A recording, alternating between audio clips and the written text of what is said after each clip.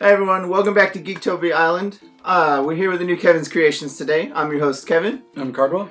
And today we're going to actually be doing a deck review of the deck that I played last Brawl, the Frayla Funhouse 2.0. We had a lot of people ask about the deck and want to see what it is and like what's different about it from the first one. So, Cardwell's here, we're going to go through it and we're gonna delve into all the craziness of it. Yep. You ready, Cardwell? Yeah, let's do it. Alright, so as y'all know, it is Frayla, the Dark Elf ruler from Ancient Knights. She's really fun. She plays very differently than the other rulers because you have to be aggressive like the whole time. Oh yeah. Or you're gonna lose. It's just her whole purpose. But she judgments for 3, black, 1, and then energizes for darkness. And at the end of your turn, you can pay 3 life and put a Dark Elf from your graveyard into your hand. That's awesome in and of itself just because you go get them all the time. Yeah, you're constantly just filling up your hands with dudes that you can play and go at it. Yeah, and sure it's 3 life, but in the grand scheme of things, it's not really a huge deal. Yeah. And we do have ways to counter that, so we'll get to it.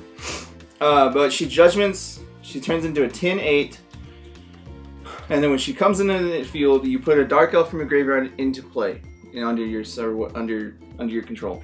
And then whenever she attacks, another Dark Elf you control gets +4/+4 in swiftness. Which is very nice. Yeah. You can pay a red, she gains swiftness, and then you can pay a red and a black, and then target opponent takes 1 damage times the number of Dark Elves you control.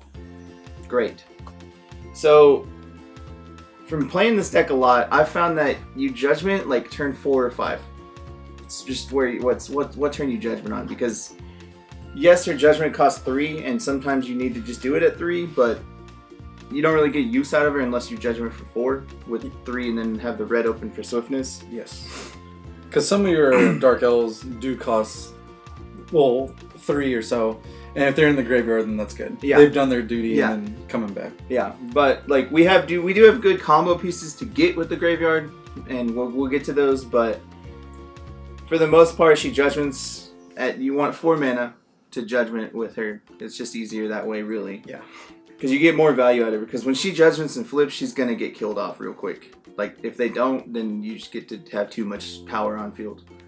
And the fact that her second ability is like open-ended, so you can just be like, hopefully you get to untap with her, and then you're just like, brah, machine gun them. Yeah, I've had to win a couple times that way just because you're like, pay some life, pay some damage. So, that's it as far as the ruler. She's really easy to play, just that. The Resonators are really, really simple, honestly. Oh, yeah. It's mostly just Dark Elves, lo and behold, but some of them have ridiculous abilities that way. So the first one, and like the biggest thing of the deck, is the Dark Elf Gravekeeper. Yep. She's a 1 mana, 4/3. When it comes into play, you search your deck for a Dark Elf and put it in your graveyard. It's essentially it's a 1 mana tutor for any creature you want, and you put it in your hand. Yeah, and then you pay 3 life for it, and then you're fine. Yeah, so you put it in the graveyard, and you pay 3 at the end of the turn, and you get it to your hand. Sure, you don't get to cast it till the next turn, but turn 1, you get to have a 4/3, and you tutored for a dude. Exactly. And if you go second with Energize, you get to drop 2 dudes on turn 1. Hopefully you get to swing with one of them, and then you get to tutor for another. Oh yeah. Awesome. Now the next one, of course, is a Majin Dark Elf. It costs 1 red, 6/6 swiftness. Play this card only if damage was dealt to you this turn. And of course you have plenty of ways as you can go through our brawls there. Yeah. There's plenty of ways to do it. Mostly we just use the Null Stone. It adds red and deals damage to you. That's its main purpose. Simple as that. And it's just there for getting her in play turn 1 or turn 2. It's really good, really fast. Now tell us about the Shade Assassin here. Alright, so Shade Assassin is this deck's like bread and butter for killing a dude, just because it's 1 mana for 2/2 with Death Touch. Yeah. Or when it hits a creature, that creature dies. And it has swiftness as long as you control the Dark Elf. So you're always going to have Frayla, so you'll always control a Dark Elf. Always swiftness. So it's a 1 mana 2/2 with destroy target Resonator if it deals damage. Yep. I can't tell you how many gills. So the ARG winner was here last time, y'all saw, and I can't tell you how many times I've killed that Inheritor Gil Lapis with a 2/2 because I'm just like, swing them, no, kill that thing. Get out of my life. Because they want to swing at you, but at any turn you could just either just plop one down and swing. Because so many times that dude makes your top decks really good just because you're like, cool, I'll trade a 2/2 for your 7/7 and then get my dude back. Exactly. all day. Or just end of your turn, you put it back to your hand and be like, well, you want to go ahead and swing at me? Mm-hmm. Pretty good. Now, Lily, the last flower, is the one annoying one I was talking about earlier. Yeah. 2-drop, 1 colorless, 1 darkness, a 5/5. But all the abilities, why don't you Alright, let so us when know? she comes into play, target Resonator gets -2/-2 for each Dark Elf in your graveyard. Really good. So if you stack your graveyard up, you get to kill the bigger dude. Yeah. But most likely you just want 3 Dark Elves, just his -6/-6 is like the major... It's like the threshold of creature right now, of Resonator. And then you can remove a Dark Elf in your graveyard and she gains a 1/1 counter and she gains an instance of Drain. Oof. So in this, every time you use that ability, she gets another instance of Drain. Yes. So if you do it 4 times, she gets 4 instances of Drain. So she becomes a 9/9 that'll gain you 9 life 4 different times. Yes. So in essence, you get 36 life for removing 4 creatures from your graveyard. Just like that. Yeah, that's the crazy part. That's about it. that's how I won a couple of games, just because the amount of like buffer you can get real quick is mind-boggling. Because I've gained 75 life one game. I mean, y'all watched in the brawl where I was like, I gained 75 life. Yeah, and I'm Thanks. pretty sure you were at 5 or Yeah. something like. Yeah, I was under ridiculously like low. 6, and I was just like, and I'm gonna get back in this game because it gives you so much value, and she gets a counter for it, so she just gets bigger. Yeah, it stays bigger too. That's the silly part. And we do have other creatures and resonators, and Frayla herself pumps her, so she just gets free damage that you can add with Drain. Yeah, silly. The card's silly. Yeah, and speaking of Frayla, we do run the Resonator Frayla, the red and 1. It's a Wicked Spirit / Dark Elf. It's 2 mana for a 6/6, and as long as she's the only Resonator you control, she gains Swiftness. When you play her. Yeah. And then when she attacks, another target Resonator you control gets +4/+0 and Swiftness until the end of turn. At the end of that turn, destroy that Resonator. Its controller banishes it, so it does get rid of it. But like he was saying, I thought this for the longest time that she had to be the only creature you had. That is not the case. As long as she's the first one that you have, she'll gain the Swiftness for the rest of the turn. Yeah, and then you can play more dudes and then swing with her and make one big. Yeah, which is crazy because you have plenty of 1-drops here. Just to be like, okay, comes to play. Oh, she has Swiftness. Play another 1-drop. Then you immediately make that one big and you swing all out. Yeah, she is super good just because she can finish a game real hard. Yes. All right. Well, what about this one of we have? All right, so I have a 1 of Treasonous Guard. It's 2 mana for a 6/6, and it's just a basic Dark Elf that comes into play. It deals 200 damage to each player. It's only there to if you need to kill them without actually having to attack. Yeah. Like that's its whole purpose. Because the reason I can use a lot more 1-ofs is because of the Gravekeeper. I can go search up what I need. So if I need to get that dude to just be like, you lose 2, great. Yeah, thanks. And then I'll block her to get it back and Yeah. just keep doing that. All right, now we'll come up to our first non-elf one, but super powerful when you need to. Yeah. Ray the Black Owl. 1 colorless, 1 darkness, 5/7. Weirdly, it doesn't have flying, but at the beginning of your main phase, you flip. Yeah.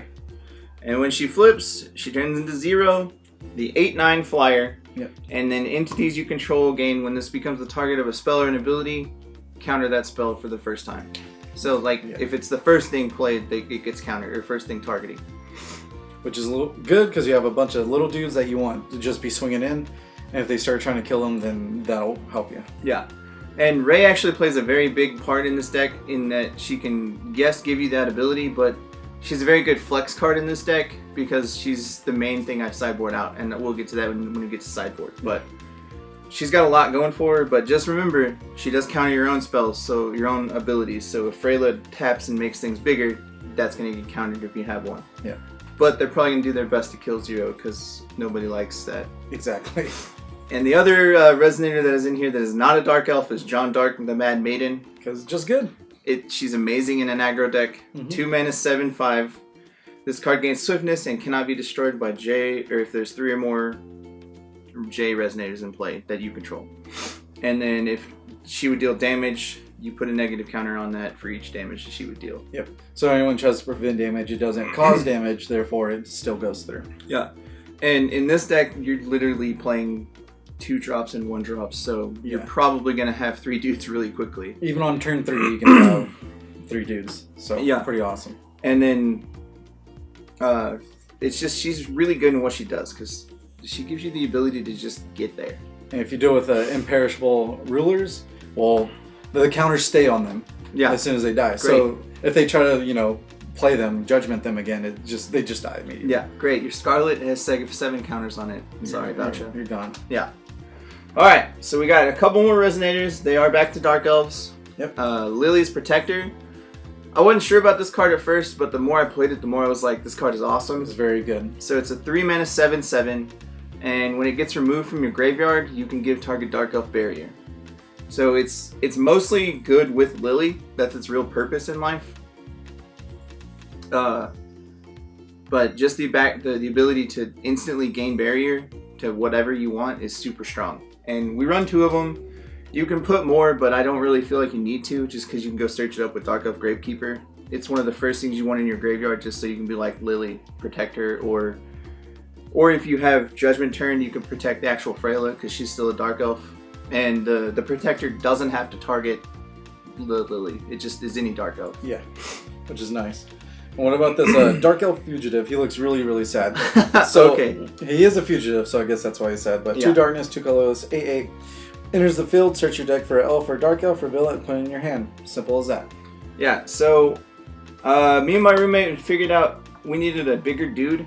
I was going to use Hildy and Safina, the 4-drop one, but the more I thought about it, the more I was just like, yes, that's like 24 damage on my judgment turn, but the Fugitive, I don't lose 10 life. Yeah. Because most everybody's going to make you lose 10 life and then Feyers or Lorite when it dies ability. So I'm just like, eh. But this one's still, when you judgment with Frayla, he's your combo piece. So you put him in the graveyard and then you judgment, you get an 8/8. Yep. That goes and gets like a 6/6 haste. Awesome. All day. But you swing with Frayla, you make him a 12/12, and then that's 22 damage. So sure, it's 2 less damage, but I don't take 10 life. Exactly. Seems good. And it's a cantrip otherwise as well. So yeah, and you don't really lose any value for it. So you just go get it and go get a dude and put it in your hand. All right. And another one that apparently I haven't really seen run at all, but Fairy Tale Library here. When the card enters the field, it's 1 colorless, 1 red. Choose a race. Resonators you control with the chosen race have swiftness. Now, with some of them actually do have swiftness, what does this really help you do? All right, so the library, you choose Dark Elves, of course. Just know that people can Lorite that, and it makes you real sad. Oh, no. But, in the same regard, if you're able to give a Lily swiftness, you get to just go to town. Yeah. Or like, every time I've had a library in play, I've pretty much won the game because my dudes get to swing that turn. It's so much stronger than I gave it credit for. And in a deck that's mostly one tribe, like sure, the 7 cards that don't get it, but that's okay. I can deal with it. And 3 of those have swiftness themselves. And it also helps with Frayla if you don't want to spend the red mana, just in case you do play a dude and then you judgment her. Yeah. She gets swiftness through this. So. Sadly, Frayla, the ruler, does not. Oh. I was very sad about that, but your judgment, your dude does. That's right. So it is kind of nice. But yeah, trust me, I wish it was that way, but it's not that broken. But the next card is what it actually really helps with is Heavenly Fruit, because you discard your hand and you can play Resonators from your graveyard this turn. Again, all your dudes cost 1 or 2. Yep. Like, literally 1 or 2. Late game, you're literally just filling up your board again. So many games I've been like, Heavenly Fruit, they all have swiftness, swing. Yeah. Great. That's the main reason that the library is so powerful, is just because Heavenly Fruit, you just late game win. Now, the last card, looks like we have, is the Final Battle. But tell us how many you have. Yeah, alright, so I run 4 Final Battles, and I used to only run 2, and it's Black and X. Your opponent's J Resonators get -X, where X is the total cost you play or pay for, and you can pay 2 life for 1 mana to do it. Yep. But I decided on 4 because the biggest thing I wanted with this deck is it doesn't have instants. It doesn't have any quick cast spells at all. So Feyer's spell that's running rampant. Get out of here. That's a dead card in their hand. Yeah. Great. So you need a way to deal with their board and to push in damage. So I've added the other 2 in so I can force damage in. Sure, I'm going to be losing a lot more life to do that, but if I have to take 12 for them to take 20, that's fine. You're winning. Pretty much a winning ratio, because with Lily, you can gain it all back. It's a very dangerous game you're playing. This whole deck is honestly very dangerous to play because you're automatically going to be losing life and taking damage, but if it's done right, you can just go crazy with it. Yeah. One thing you need to learn with aggro is like your life is a resource. It's not a total. Yeah. Literally, if you're at 1 and they're at 0, you win. So that's the best way to put it. Yeah. But I more or less put the other ones in there to help push damage in, because so I pay 1 black and then pay X and kill their board. Yeah. That's the main reason it's there. And well, you fill up with your other stones with creatures. Yeah. You just play on the board. So everything else you have, you just play dudes, and then hopefully they'll have swiftness with library, and you just get to go ham. But that's where the 4 final battles, because you push in all that damage. So the magic stones are really simple. 4 of the black-red dual stone, the Scorched Bales. I have 4 Null magic stone, which is the it adds black normally and it produces a red. You take 2. Yep, and that helps with Majin Dark Elf there. And if you have Null, you can add a red and a black, but I don't ever care because it's there to play Majin Dark Elf. Exactly. And then the other 2 that I added in is a Demonic Soulstone. Y'all got to watch me win against Cardwell with this. It's pretty cute. Pay in black, or you can pay 2, and then this card deals 100 damage multiplied by the number of Dark Elves you control to each player. Which is ridiculous for a stone to have. Yeah. So if you need to win without having to deal damage or swing, you're just like, cool, let's bleed each other. Let's go. With anything, you can use the Null Darkness Stones when you empty out your hand and use Frayla's other side. Just be like, sacrifice the stone. Take whatever damage you have. Yeah. If you need to, you can do that, but it's not really a major part. Yeah. All right. With that, we move into the sideboard. Right now, it's kind of... There's 5 cards I need to figure out where they're going to be exactly. But at the moment, it is 3 Evil Elemental Uprising, which is the 3 of the cards that I need to change around, because I don't... It's 1 black quick cast. Remove all cards in your opponent's graveyard from the game. Players cannot chase this card. Yeah. I thought this card was going to have a lot more impact than it actually does, so I need to figure out what it's going to change to. I haven't figured it out. If I do go to Denver, I'm probably going to play this list at Denver, so just be ready. Frayla will be there. Yep. And then I run 2 Valentina, the Twilight Passion, with Elemental, because it's just a free win if you get to hit it. She's a 4-mana 9/9. She comes into play, removes a creature, 2-drop or less, and then she can gain swiftness if you put a card on bottom. And then when she deals damage, she removes a creature from the game instead. Yep. She's just really good, and she's honestly one of my favorite Resonators in this game, if not my favorite.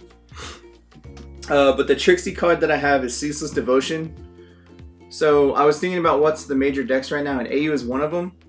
And AU will completely annihilate this deck if it's done right, just because she gets to go 1 turn faster than you, and you can't really block her because she's got flying. Sorry. But Ceaseless Devotion is your way around that. And it's 2 mana, it's a quick cast. As long as the target Resonator you control is in the field, if damage will be dealt to you, it's dealt to that Resonator instead this turn. So your little dudes, when they swing all out, you're just like, okay, my Gravekeeper gets to take all the damage. Thank you. Yeah. Thanks for wasting your turn. Yeah, so when AU goes ham and is like, hey, take 27, and then they Resuscitating Will and they're like, take 27 again. The second time, you're just like, cool, this 4/3 can take 27. Yeah. Great. Now you wasted your turn and I get to swing back. Or if you have 3 dudes, you're just like, target Jeanne Dark. Yeah. She's just indestructible. She can't be dead. Thanks. And the reason this card's funny in the sideboard is because if they've realized you don't have instants, they're going to take out all their failure spells. So then you bring in your instance and you're like, hey, free instance. Yep. Because they don't have the failure spell to counter it. They're still going to have 7 wins and all the others, but still, yeah. Yeah. That's the main reason I wanted to play it this way, is because I was tired of failure spell being be-all end-all of most of the things, so I made sure deck didn't have them. And when I was talking about Ray earlier, it's a shift spot for 4 other cards, and those 8 cards in the board you can either switch out for Abdul, the Mad Poet, which pretty good. Resonators enter the field and don't trigger their abilities. Your opponent's control, it's a 2 mana 6/6, or it can come in for Shade and Envoy Darkness. And Shade's literally there for you to fight against Scheherazade. or Keurig or any of those decks. Yeah. The more I've thought about it, the more I'm probably going to put Shade in the main board, just because it gives you a better game 1 against Shade or against Scheherazade. Because that's the main meta now, so you know if you're going to a big event, that's probably what you're going to be playing. You're going to be playing against either Keurig or Scheherazade, and Shade just does a little bit better against both of them. I mean, Ray's really good against Keurig just because they can't shoot your dudes as easily, but you can always sideboard them back in. But more or less, because Energize into a Ray is one of the best turn ones this deck can have. It really is. And if you can change that with Energize into an Abdul or Energize into a Shade, why not? Done. Either way, it gives you the advantage over whatever you're playing. That's really it as far as the deck goes. Sideboard's going to change a little bit, but it is what it is. And I've already felt the wrath of this before in our deck brawl, so definitely check that out. It runs very smoothly. Yeah, I've done a lot to mess with it and work with it over the time, and it's really fun. She's one of my favorite rulers, and I'll still probably try to use her as much as I can, just because I enjoy Dark Elves and I like the way this deck plays. And I feel like, of course, with me fighting against Lily the Last Flower is like the major cornerstone of this whole deck. Yeah, like it really is. I mean, sure, it can be stopped pretty easily with like a Lorite or whatever, but I mean, what can't be stopped with Lorite? Exactly. You don't. But even then, you remove a Dark Elf and they do one Lorite, you're like, well, I'll remove another Dark Elf, thanks. Yeah. Like multiple. Yeah, that's the only other like issue is with Lily is using her as a resource in your graveyard because sometimes you want to get cards back, but so be it. Overall, definitely check this deck out if you're looking for a fun aggro deck to play at a tournament. And if you're running into Fair Spell everywhere, you get to make them cry because this deck doesn't run them. Yeah. And I can't tell you the 2 control people I played in town. They're sad because they have a hand of like 3 of them, and they're just like, man, these cards don't do anything, and they just have to set them down. I'm like, oh, that's real bad for you. It's sad. Enjoy your hand of 5 with 3 cards you can't play. Yep. Want to go to game 2? Yeah. Thanks for joining us, guys. The deck list will be down below if you want to see it. Go and check it out. And if y'all are going to Denver, I will see y'all there. Y'all have a wonderful night. Goodbye. Alright, guys. Make sure to like, comment, subscribe. And also hit the bell that gets you notifications on all of our content. Also, if you need the latest deck tech, it's going to be to the right. And if you need the latest gameplay videos, it's going to be down below.